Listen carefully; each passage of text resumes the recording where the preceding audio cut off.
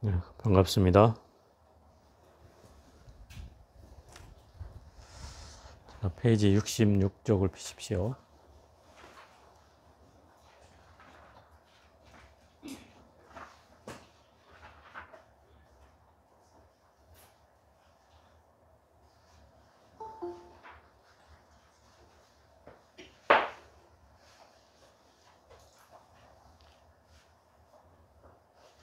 자, 66쪽을 피세요. 전번 시간에 그 정제업장, 보살장 그 전반부를 했습니다. 이 정제업장, 보살장은 9번째 장이고, 4번째 장이 금강장장이고, 5번째가 미륵장이고, 6번째가 청정회장이고, 7번째가 위덕자재장이고, 8번째가 변음장인데, 이 4장에서 8장까지가 바로 5개 번뇌에 대한 내용을 전환하는 장이 바로 이 4장에서 8장까지입니다.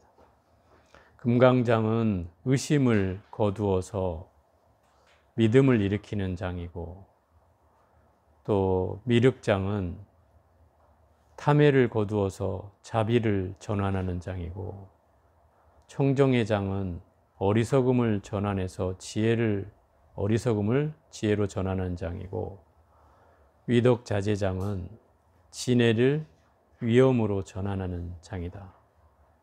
그리고 마지막 8번째 변음장은 들뜬 마음인 도거를 묘변으로 다스리는, 전환하는 그 장이 바로 변음장입니다. 이 5가지를 5개 번뇌를 다스리는 장이라고 얘기한다. 그 5개 번뇌라는 건 그 마음이 번뇌에 가리워져서 내가 사물을 제대로 볼 수 없는, 그래서 그것 때문에 깨달음을 얻을 수 없는 그런 번뇌를 5개 번뇌라고 얘기하는데, 이 9장에 와서는 그 5개 번뇌를 일으키는 원인이 있다는 거예요. 그래서 그 원인을 규명하고 그 원인을 설명하는 장이 바로 제 9장이다 이 말이죠. 그래서 저번 시간에 그런 질문을 던지잖아요. 그 부처가 되는 일이 뭐라고 설명하냐면,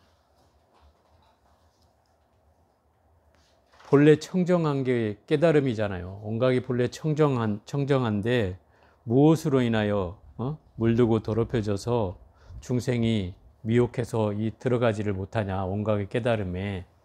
그런 질문을 던지자 부처님께서 그렇게 얘기를 한다.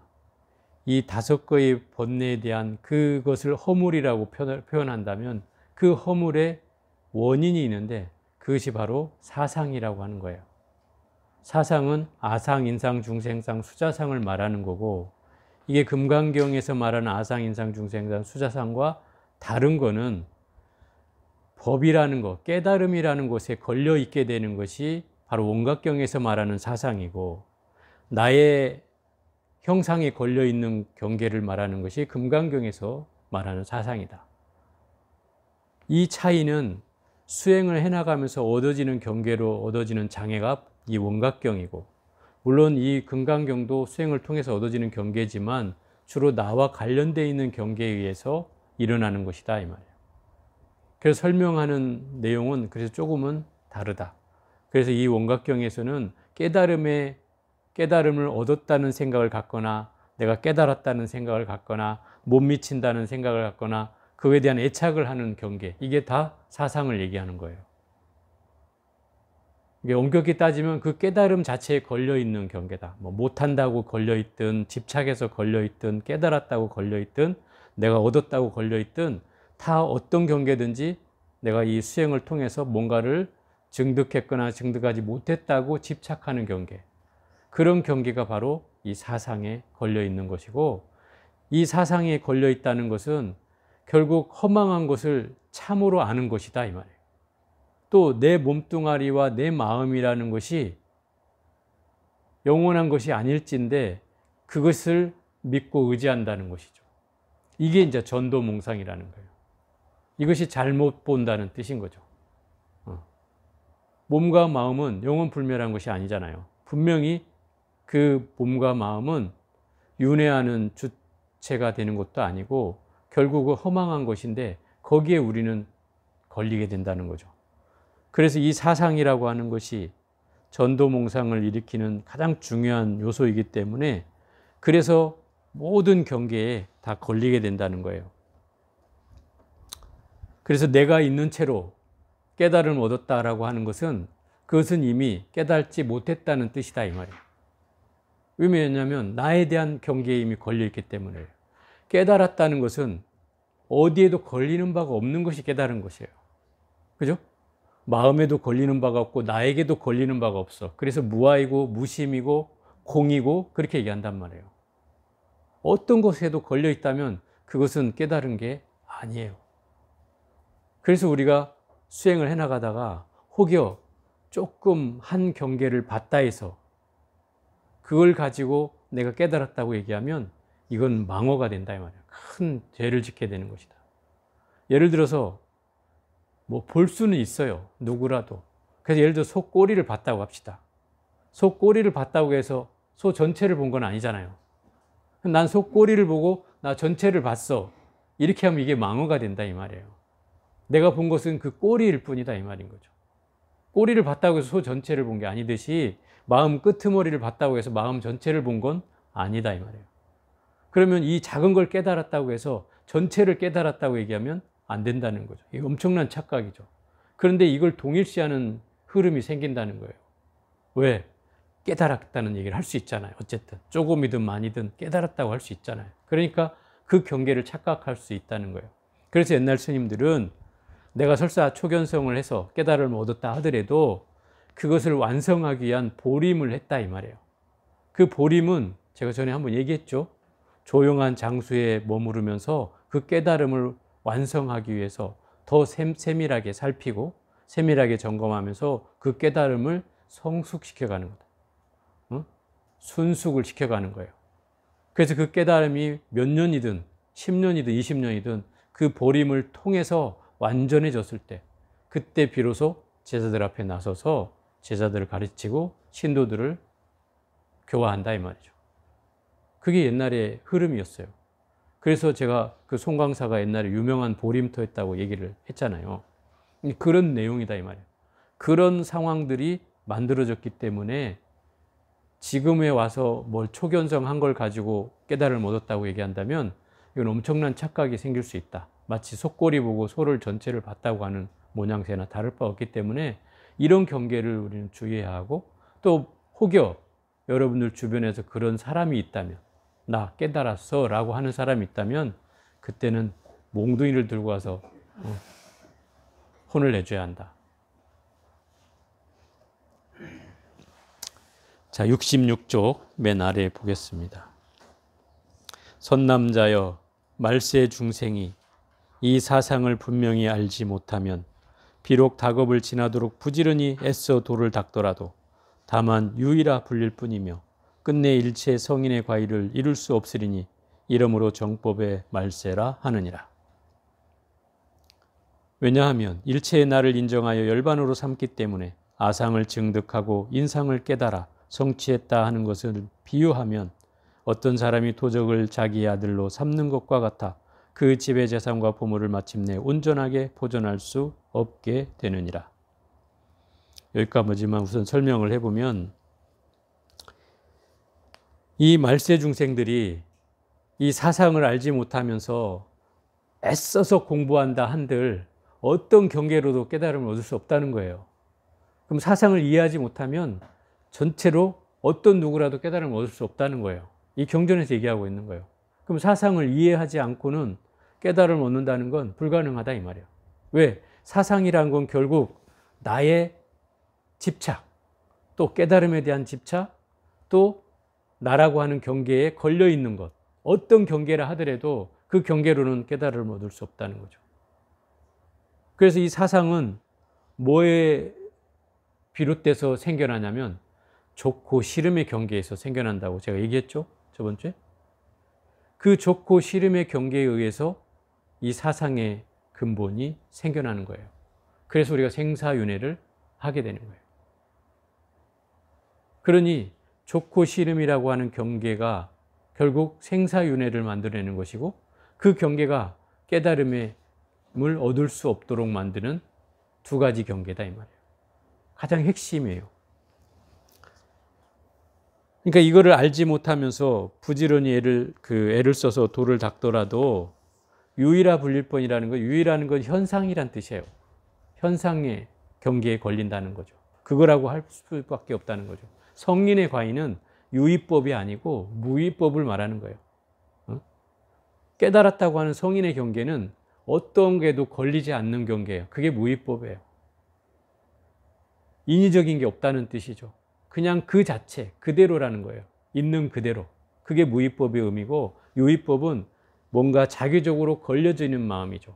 뭔가를 걸린다는 마음은 결국 어디에도 아상이 있다는 뜻이겠죠. 그런 거 현상계라고 얘기하는 것이고, 이 성인의 과의는 결국 무의법을 얘기하는 거다. 그러니까 이 유의법으로서는 결국 성인의 과의에 들 수도 없을 뿐만 아니라 이런 것을 정법의 말세라고 한다. 말세 중생들은 그래서 혹세무민하는 이 사상에도 제대로 이해를 못하고 있기 때문에 우리가 바른 법으로 나아가는데 장애가 된다는 뜻이죠.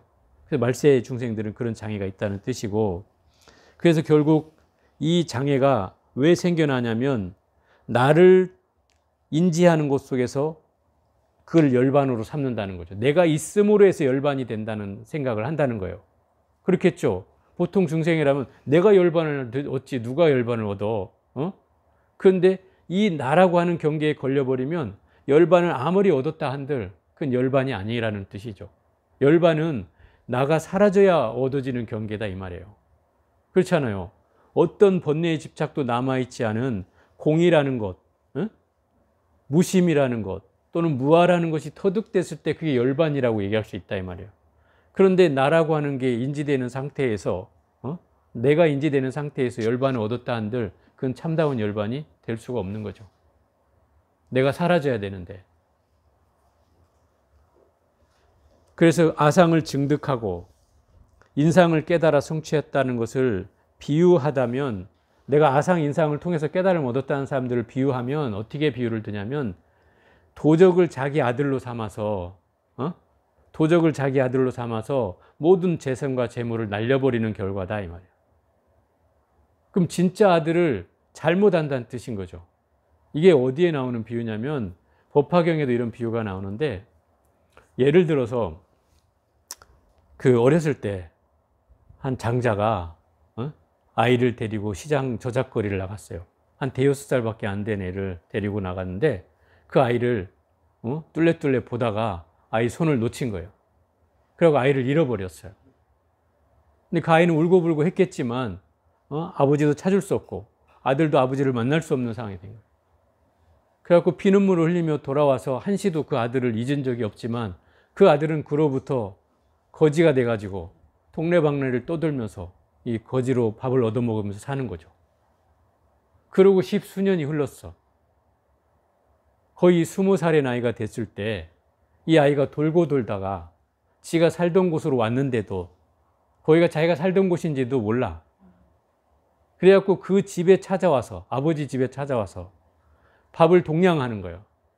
근데 아버지는 그 아들을 보는 순간 저게 내 아들이라는 걸 알았어.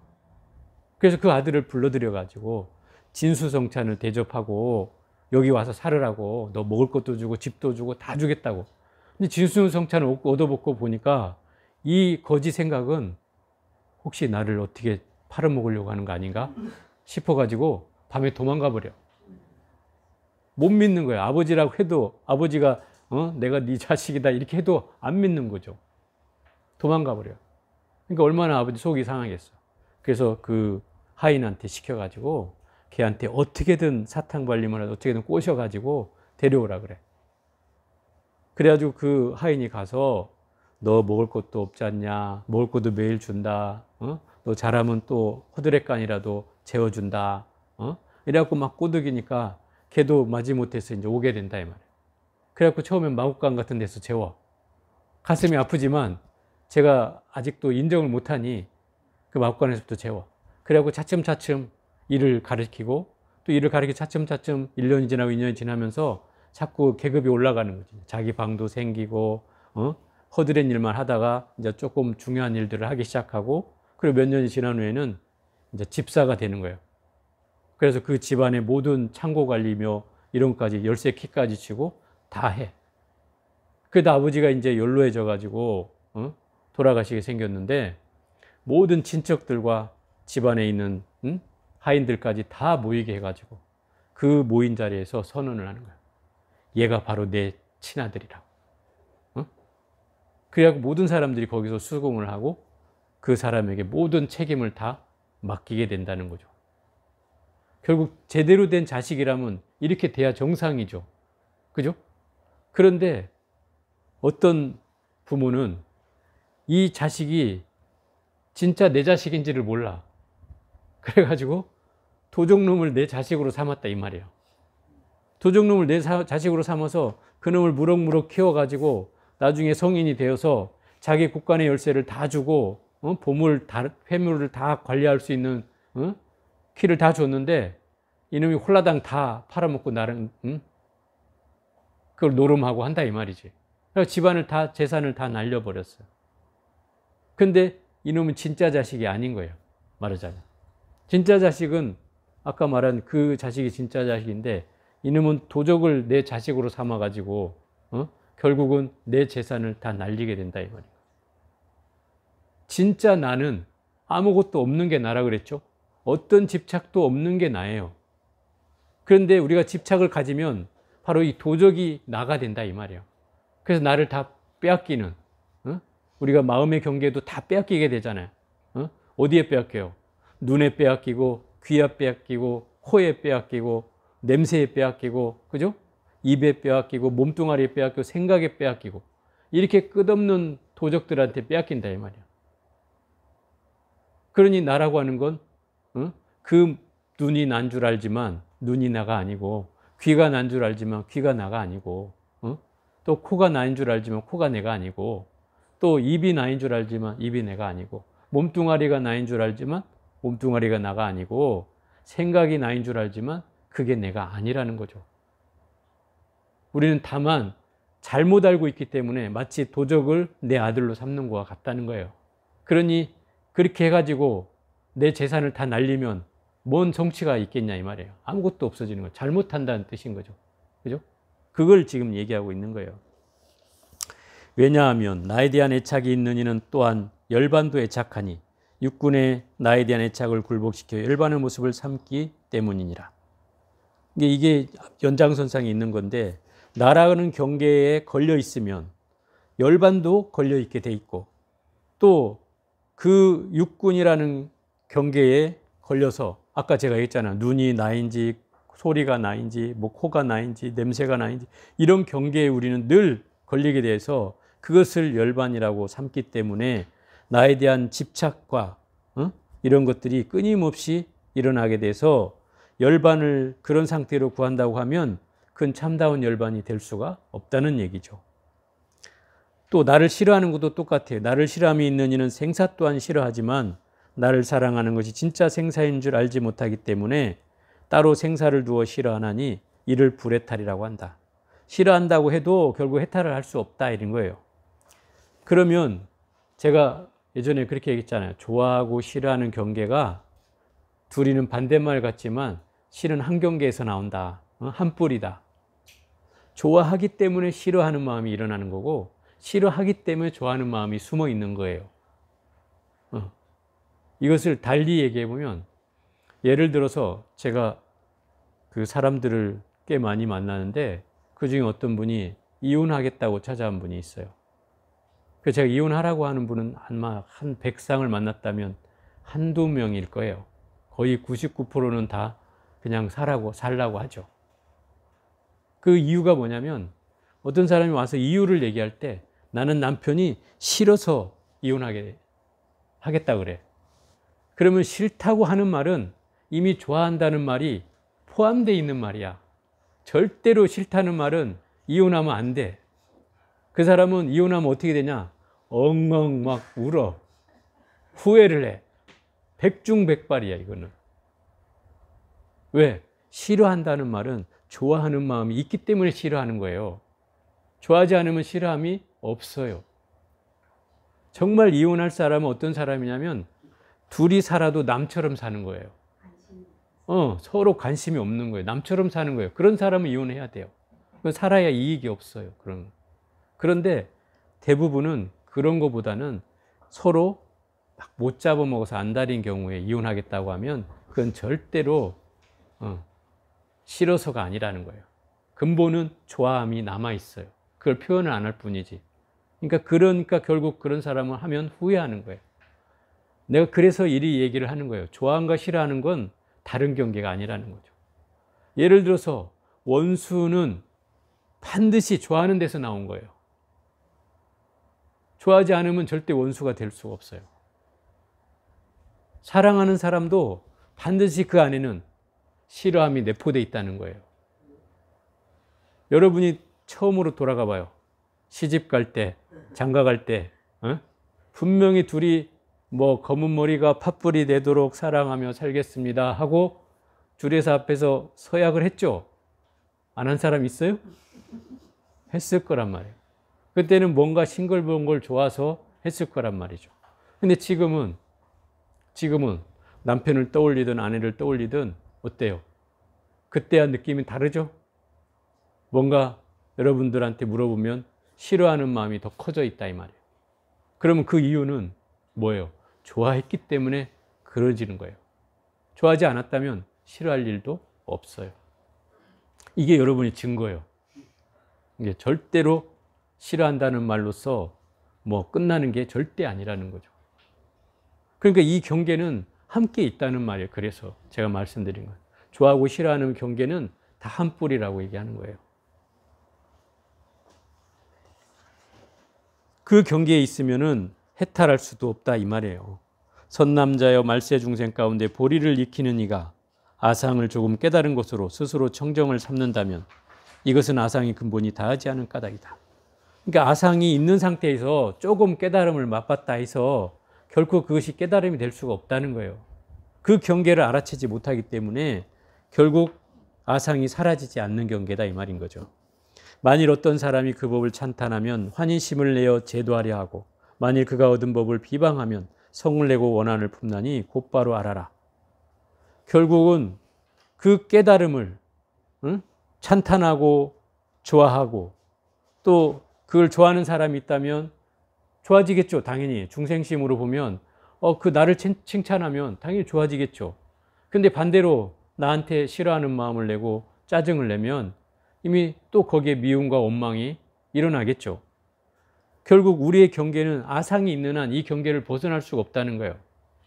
아상이 없으면 미워하든 싫어하든 어떤 경계에 걸리지 않는다는 뜻이죠.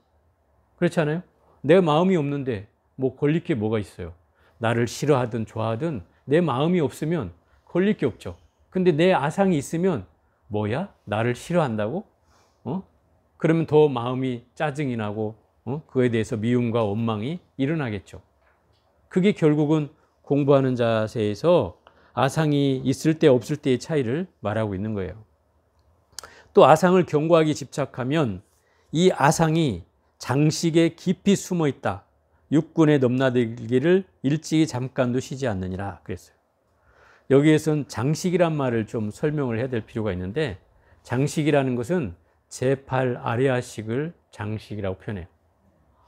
제8 아리아식. 제8 아리아식이라고 들어봤어요? 제8 아리아식이 뭐냐면 육식이 있어요. 육식.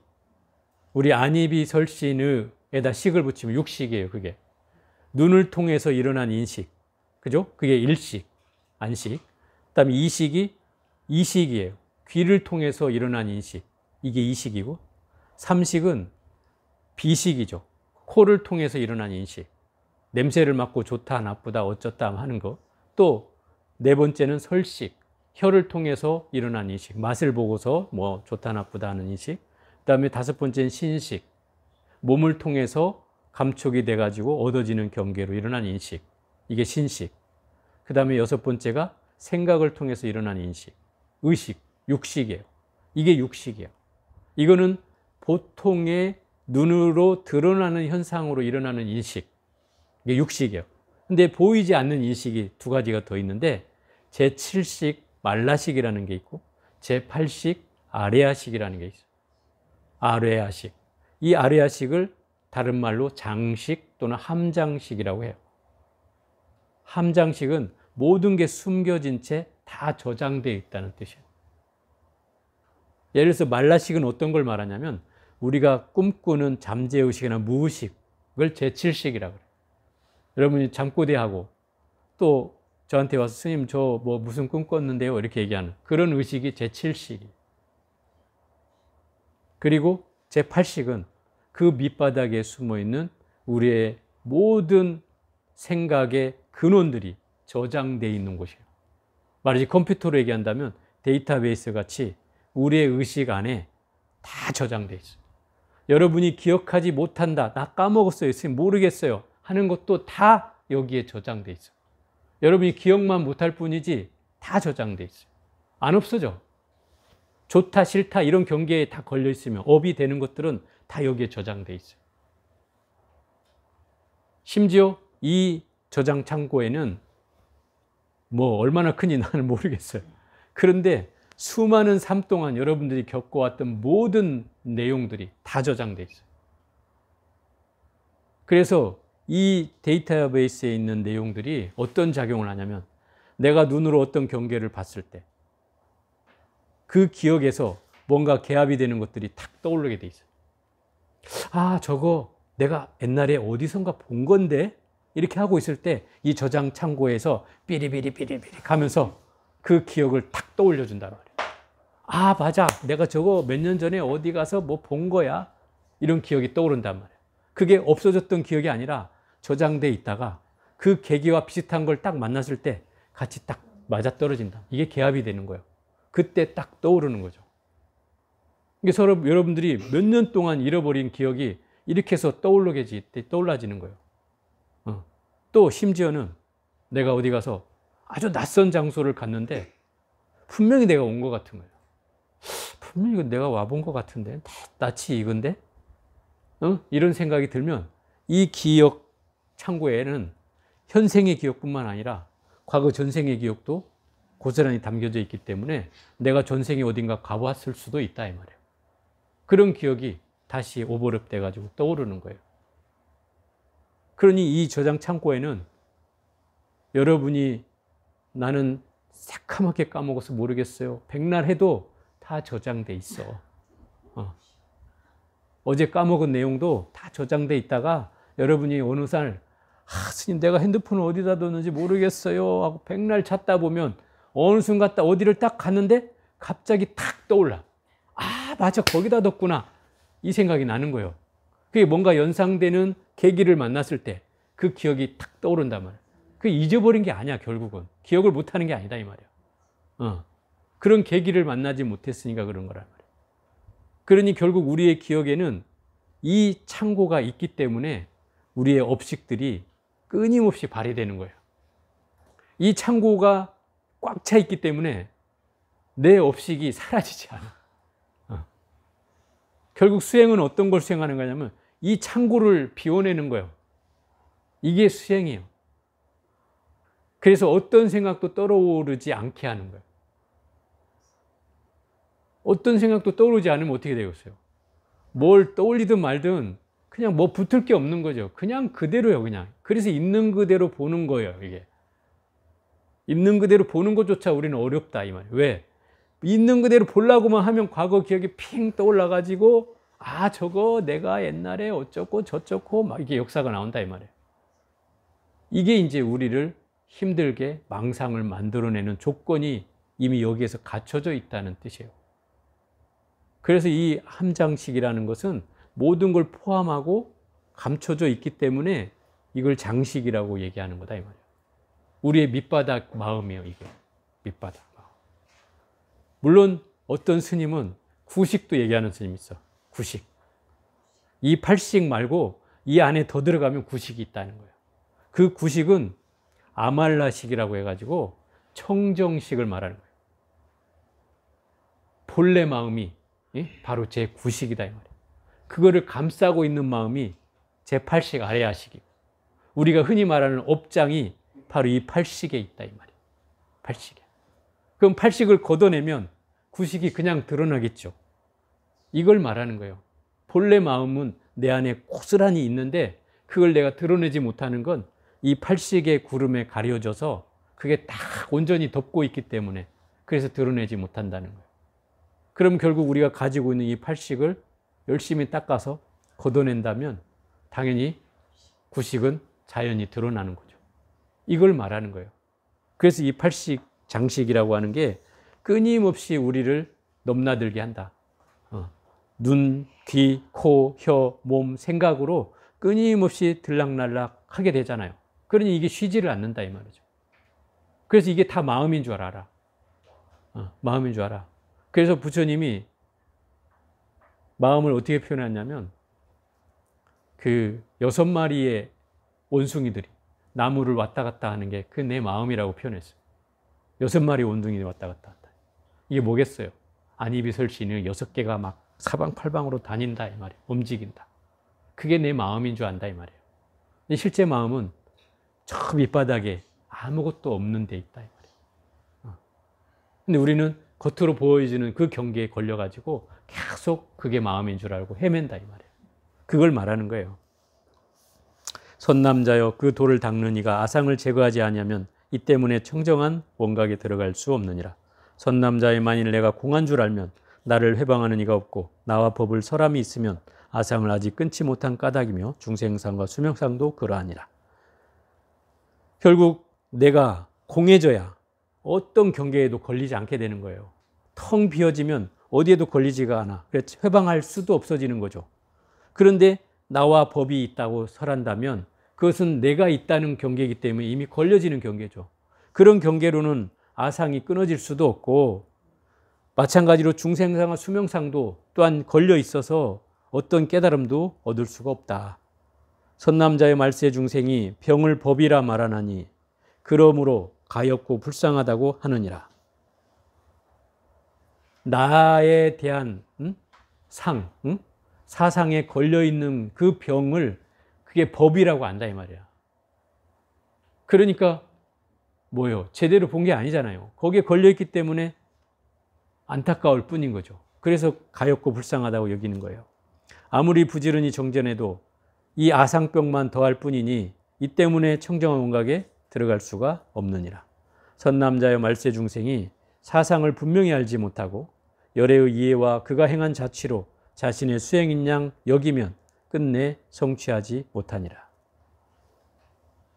그러니까 예를 들어서 사상을 분명히 알지 못할 뿐만 아니라 부처님이 말씀하신 내용과 가르침과 그 자취로 부처님이 행하신 길을 내가 배운 자취로 그걸로 내 살림살이를 삼아서야 그게 깨달음이 되냐 이 말이에요. 그죠? 이 얘기는 어떤 얘기냐면 다시 얘기하면 책을 내가 경전을 10,000권을 봤다 해도 깨달음을 얻는데 하등에 도움이 되지 않는다 이 말이에요. 왜요? 부처님이 깨달으시는 내용을 내가 백날 배워봤던들 그게 내 깨달음이 되냐 이 말이죠.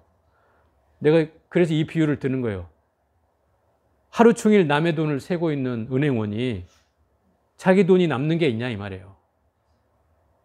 하루 종일을 세도 요즘이야 뭐 기계로 다 세지만 예전에는 막 이렇게 셌잖아요. 너무 빨리 세잖아요 이렇게. 그런데 그렇게 빨리 세면 뭐하냐 이 말이에요. 자기 돈이냐 이 말이에요. 이게. 남의 돈만 세고 있을 뿐이지 평생 세봐야 내 돈은 한 푼도 없다 이 말이에요. 그러니 우리가 책을 10,000권을 본들, 경전을 80,000대장경을 다 외운들 내 살림살이하고는 다르다 이 말이에요. 내가 실천해서 마음을 꿰뚫고 이 사상의 벽에서 넘어서 가지고 그 내가 사라지는 경계에 이르렀을 때야 비로소 우리는 지혜를 맛보고 깨달음을 얻을 수 있는 것이지, 경전이 주는 건 그런 길을 가르쳐 주는 것인 것이지 내가 그걸 통해서 깨달음을 이룰 수 있는 건 아니다는 거죠. 그죠? 어떤 중생은 얻지 못하고서 얻었다 하고 이게 아상이죠. 증득하지 못하고서 증득했다 하면 이건 인상이고요. 나보다 뛰어난 일을 보면 마음에 질투심을 내는 거 이게 중생상이고, 그 중생이 나라는 애착을 끊지 못하였기 때문에 이게 수자상이죠. 그래서 어쩐다고요? 청정한 원각에 들어갈 수가 없다. 이 사상을 가지고는 결국 청정한 원각에 들어갈 수가 없다. 선남자여, 말세 중생이 도를 이루기를 희망하지만 깨달음을 구하지 않고 오직 많이 듣기만 하면 나라는 소견만 자랄 뿐이다. 이 얘기가 그 얘기죠. 듣는 것만으로, 이 듣는 것만 하는 사람이 누구예요? 성문승이죠. 그 성문승만으로는 절대 깨달음을 얻을 수가 없는 거죠. 아무리 성인의 경계에 오른다 해도 깨달음이 될 수가 없어요. 오로지 잘하는 건 악연만 잘할 뿐이다, 이 말이죠. 다만 부지런히 정자나의 번뇌를 항복받고 대용맹심을 일으켜서 얻지 못한 것을 얻고 끊지 못한 것을 끊게 되면 탐욕, 분노, 애착, 교만, 아첨, 질투 따위가 경계를 대하여도 일어나지 않게 되고 남과 나 사이에 애착이 모두 고요히 소멸되면 부처님께서 이 사람은 점차로 성취하리라 하시니 이 사람이 선지식을 구하게 되면 삿된 견해에 떨어지지 않게 되며 만일 구하는 바에 대해 따로 미움과 사랑을 내게 되면 청정한 원각의 바다에 들어갈 수 없느니라.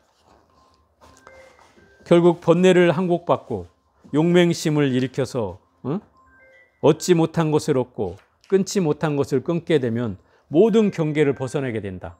탐욕이든 분노든 애착이든 교만이든 질투 등의 이런 경계를 대하여도 어떤 경계가 일어나지 않게 된다. 왜? 마음이 텅 비어 있기 때문에 어떤 경계가 들어와도 걸리지 않는다, 이 말이에요. 마음이 비어 있으면 여러분이 나를 욕해도 아무것도 안 들어오는 거예요. 그런데 내가 옹졸하게 뭔가 걸려 있기 때문에, 이 상이 있기 때문에 누가 한마디만 하면 팍 하게 되는 거다, 이 말이야. 그 상이 없으면 걸릴 게 없죠. 나한테 아무리 큰 욕을 해도 그냥 지나쳐 갈 뿐이야. 왜? 나는 허공과 같으니까. 그냥 흘러가는 거예요. 들어도 들은 바가 없고 그냥 바람이 지나가듯 지나가는 거예요. 그러니 거기에 화가 날 일이 없잖아요. 그런데 여기에 우리가 상이 생겨가지고 이렇게 하면 안 되지, 이렇게 하면 되지 하는 이런 경계에 걸려 있으니까 말만 하면 너 왜 그렇게 얘기하라고 벌써 딱 나온단 말이에요. 이것은 이미 내가 어떤 모범 답안을 그리고 있다, 이 말이에요. 이런 경계로 대답해야 돼. 너 이렇게 말해야 돼. 이러니까 그렇게 말하지 않으면 짜증이 나고 답답해지고 시비하게 되고 옳고 그름을 따지게 되는 거예요. 분별심이 일어나는 거죠. 그러니까 결국 또 싸움이 일어나고 다투게 되고 시비가 일어나는 거예요. 그러니까 결국 부처님이 하는 말이 그거잖아요. 텅 빈 삶을 살으라고 하잖아요. 공과 같은 삶을 살아라. 거기에는 좋고 싫음의 경계가 그냥 사라지는 거예요. 낼 것도 없어. 이미 없는데 낼 것도 없어. 그런 경계가 되면 아무리 갖다 나를 붙여도 닭 쫓듯이 나를 막 쪼아대도 아무 경계가 일어나지 않는다. 그런 경계를 말하는 거예요. 그러면 이런 경계면 첫째, 너와 나가 없어져 버려요. 너와 내가 없어져. 왜? 그 분별심이 사라졌기 때문에 너와 나에 대한 분별이 없어져 버린다. 그러면 내가 너라고 다툴 이유가 없어지죠. 비교할 것도 없어져. 시비할 것도 없어져. 질투할 것도 없어. 욕심낼 것도 없어. 성낼 것도 없어.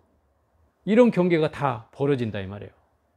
물론 이런 경계를 얻는 건 사실 쉽지는 않아요. 그렇겠죠? 쉽지는 않아요. 그런데 이런 경계가 있다는 거는 알아야 되잖아요. 그래야지 그 길을 어쨌든 쫓아갈 거 아니에요. 한바탕이라도, 한 발자국이라도. 그죠? 그러면서 우리의 마음 자세가 조금씩 달라져 가는 거니까요. 그러니까 결국은 이걸 요약하면 좋고 싫음의 경계만 내지 않으면 된다는 거예요. 그러면 어떻게 해야 돼요? 좋고 싫음의 경계를 내지 않으려면 무심해야 돼? 애쓰지 마라 말이야. 절대 애쓰지 마라고. 그냥 쉬어. 생각을 쉬면 다 해결이 돼. 근데 애쓰니까 이게 더 힘들어지는 거야. 그리고 더 피곤해지고, 그리고 더 괴로워져. 왜? 애쓰니까 막 생각대로 안 되면 더 짜증이 나고 더 시비하게 되고 막 이런다 이 말이야. 그냥 쉬면 오히려 어떤 경계가 와도 흔들리지 않는다 이 말이야. 그죠? 흔들리지 않아. 공부는 그렇게 해야 되는 거예요. 그래야지 이 공부가 더 쉽게 완성이 되는 거지. 저도 옛날에는 애썼어요. 애쓰니까 힘들어. 이 몸과 마음이 망가진다 이 말이야. 애쓰는 마음. 그러다 보니까 이게 더 이루어지지도 않아. 또 성취도 안 돼. 그러니까 더 답답하고 더 짜증나고 더 괴롭다 이 말이야. 물러서는 마음까지 생겨. 왜? 하대도 안 되니까. 근데 내가 애쓰지 않고 그냥 하면 되거든요. 쉬면서 하면 돼. 근데 그게 오히려 빠르다 이 말이야. 늦은 것 같아도 그게 빨라요. 왜? 마음이 이미 쉬고 있기 때문에. 공부는 쉬어져야 되는 거예요. 깨달음도 쉬어져야 얻을 수 있는 거예요. 화두도 쉬어져야 들을 수 있는 거예요. 쉬어지지 않으면 어떤 것도 되지 않아요. 불교 공부는 핵심이 쉬는 거예요. 쉬는 거. 이게 푹 쉬세요. 푹. 그때 세종께서 거듭 이 뜻을 펴시고자 개송으로 이르셨다. 정업이여 그대 응당할지니라. 모든 중생 나라하는 애착으로 말미암아 무실에 허망하게 윤회하니 네 가지상 제 가지 못하여서 깨달을 수 없느니라. 결국 이 사상으로를 통해서 우리는 끊임없이 윤회하게 된다 이 말이에요. 그러니 그걸 제거하지 못하면 깨달을 수가 없다. 그 경계는 결국 좋아하고 싫어하는 마음에서 생겨나고 아첨하는 모든 생각이 일어나니 이 까닭에 미혹하고 어두워져서 깨달음의 성에 들어갈 수가 없게 된다 이 말이에요. 그러면 네 가지 상의 핵심은 좋아하고 싫어하는 경계다 이 말인 거예요. 능히 깨달음의 세계 속에 이르려면 탐진치를 버리고, 첫 번째가 탐진치를 버리는 거예요. 두 번째, 법에 대한 애착조차 마음에서 존재하지 않으면 이 법에 대한 애착이 바로 깨달음에 대한 집착을 말하는 거다 이 말. 그게 사상이요. 사상. 내가 뭔가를 좀 얻었다 하거나 깨달았다고 하거나 못 미친다고 하거나 아니면 집착하거나 하는 이런 경계가 다 사상이다 이 말이에요. 깨달음에 대해서. 그런 게 있으면 절대로 성취할 수가 없다. 나의 몸도 본래부터 있는 것이 아닐진데 미워하고 사랑함이 어디에서 생겨나리. 본래 내가 아무것도 없는데 이 미워하고 사랑함이 왜 일어나냐 이 말인 거예요. 붙을 게 없는 거죠. 근데 우리는 나라는 걸 상정하기 때문에 이 경계가 일어나는 거다 이 말이야. 나는 이걸 좋아.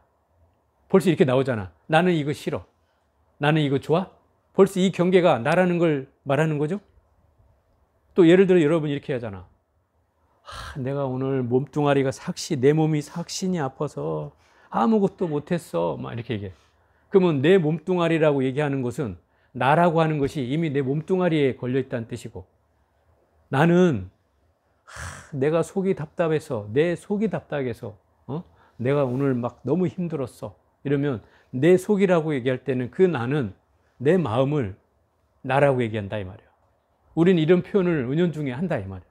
그러면 내 몸뚱아리라고 여기든 내 마음이라고 여기든 그게 다 나에 걸려있는 마음이다 이 말이에요. 그게 나를 상정하는 마음이니까 그 마음이 사라져야 내가 없어진다 이 말이죠. 나라고 할 게 없어. 왜? 몸뚱아리도 내게 아니고 마음도 내게 아니다 이 말이에요. 본래 없는 존재. 우리는 근본적으로는 현상적으로만 내가 지금 현재 존재할 뿐이고 본래는 없는 존재다. 그러니 집착할 것도 없고 내가 좋아할 것, 싫어할 것도 없는 거죠. 아예 없어. 그냥 이것을 싫어하고 좋은 경계를 갖지 마라가 아니라 본래 없는 거야. 가질 것도 없는 거죠. 그것을 우리는 먼저 깨달아야 돼요. 그리고서 이걸 접근해 가야 이게 쉬워져. 그러지 않으면 어떻게 좋고 싫은 걸 떠나. 나 아이스크림 좋고 나 또 저건 싫은데 그거 좋아하고 싫은 게 분명한데 그걸 어떻게 떠날 수 있어. 이렇게 얘기하면 이건 너무 어려운 문제가 된다 이 말이에요. 근데 본래로 우리가 얘기하면 본래는 없는 거예요. 텅 비어 있는 거고 본래는 없는 거예요. 그러면 거기에 뭐 좋고 싫음의 경계에 붙을 게 없잖아요. 거기에서 출발하는 거예요. 그런데 우리는 현상적으로 자꾸 경계에 걸리니까 그 좋고 싫음이라는 경계에 부딪히게 되는 것이지 본래는 없는 거다. 이것을 분명히 인지해야 된다는 말이에요. 그래야지 거기서부터 해야 이 답이 나온다 이 말이에요. 이런 사람이 선지식을 구한다면 마침내는 삿된 견해에 떨어지지 않게 되며 구하는 바가 다른 마음이 생겨나면 구경에는 성취할 수 없느니라.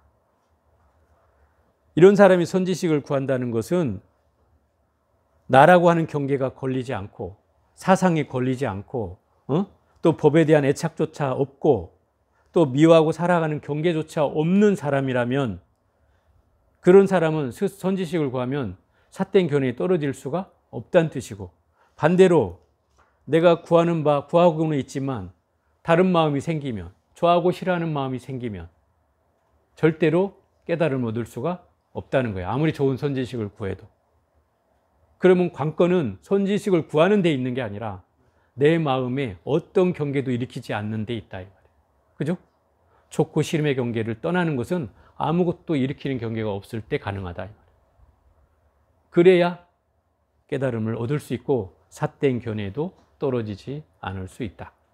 이게 지금 금강경 금강경이라 원각경 제9장 정제업장 보살장에서 얘기하는 내용의 결론이에요. 그러면 업장이라고 하는 장애를 청소하는, 정제업장은 모든 업장을 제거한다는 뜻이에요. 제거해서 청정하게 한다는 그런 장애단 말이에요. 그러면 어떻게 해야 이 업장을 청소하냐면 결국 사상을 다스려야 하고, 그 사상의 핵심은 좋고 싫음의 경계에 떨어지지 않는 거예요. 더 근본적으로 얘기하면 좋고 싫음 자체가 없는 거예요. 그러면 이미 업장은 떨어져 나가게 돼 있다 이 말이에요. 왜냐하면 그 업이 만들어지는 건 결국 좋고 싫음에서 다 만들어진다 이 말이에요. 여러분 맨날 좋아 싫어 하는 그 속에서 업이 맨날 만들어져. 그것이 없어지지 않고 아까 말하는 그 제8 아리아식에 다 저장된다. 차곡차곡 쌓여. 여러분이 좋다 싫다 좋다 싫다 좋다 싫다 하면 다 쌓여. 그 중에 안 쌓이는 것만 하나 있어. 그게 무표업이라고 해서 드러나지 않는 업이 있어요. 그건 감춰져. 그냥 드러나지도 않고 기억되지도 않아. 그냥 잠재돼 있을 뿐이야. 그런 업이 뭐냐면 이거 좋아 싫어 물으면 난 좋지도 않고 싫지도 않아.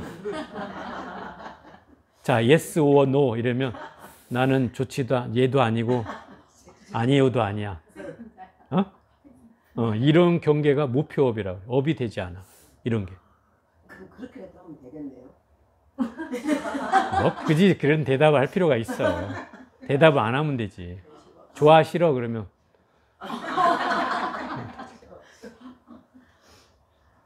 왜냐하면 사람은 또 꼭 그걸 요구하는 사람이 있어. 그죠? 좋아 싫어 말해. 빨리 분명히 좋은 거 얘기해. 이렇게 얘기한다. 그러면 그 좋고 싫음을 얘기는 할 수 있어요. 아, 나 이거 좋아. 이렇게 얘기할 수 있어요. 그 사람 편하게 하는 방법일 수는 있어요. 그런데 중요한 건 마음이 딸려가지 말아야 된단 말이야. 마음이 걸리면 거기에 내가 자꾸 뭐가 일어나? 감정이 일어난다. 그러면. 그래서 거기에서 화가 나고 짜증이 나고 시비하고 질투하고 막 이런 마음이 일어나는 거예요. 중생 세계는 어차피 그걸 요구하니까 대답은 하라 이 말이야. 대신에 감정을 싫지 말고. 요새 말하는 사람들 하는 말로 영혼 없는 대답. 대답은 하되 그래 좋아 뭐 싫어 뭐 이렇게 영혼 없는 대답을 하라 이 말이야. 왜? 감정이 들어가면 그거에 따라서 또 불편해지니까. 어쨌든 이 제9장 정제업장장은 바로 그런 업장을 제거하는 장이기 때문에 여러분들이 우리 생활 속에서 충분히 이 업장을 제거할 수 있는 것을 가르쳐주고 있는 거예요. 왜냐하면 좋고 싫음의 경계는 이건 뭐 동서를 불문하고 남녀노소를 막론하고 누구에게나 있는 거잖아. 아이들도 물어보면 좋다 싫다 얘기하고 어른들도 할매 할아버지들도 다 좋다 싫다 얘기하고 뭐 스님이라고 해서 아닌가 아니다 이 말이야. 다 좋다 싫다가 다 있단 말이죠. 그러면 그런 경계에서 우리가 수행을 해나갈 수 있는 조건은 충분히 차고도 넘친다. 그래서 그런 경계에서 자꾸 알아차리는 게 중요하다. 좋고 싫음을 하지 말라는 게 아니라 그것을 설사 했다 하더라도 아 내가 또 여기에 걸리는구나. 이런 경계에 걸리는구나 라고 알아채는 것만 해도 그로부터 벗어날 수 있는 내 씨앗을 심는 것이다 이 말이에요. 그게 수행의 시작인 거죠. 그게 수행의 시작이에요. 그러니까 자꾸 이걸 어렵다 생각하면 한도 끝도 어려운데 이런 데서부터 출발하면 충분히 우리가 해나갈 수 있다 이 말이에요. 그런 경계를 오늘 이 정제업장 보살장에서 저는 얘기하고 있다 생각을 합니다. 오늘 여기까지 해보겠습니다.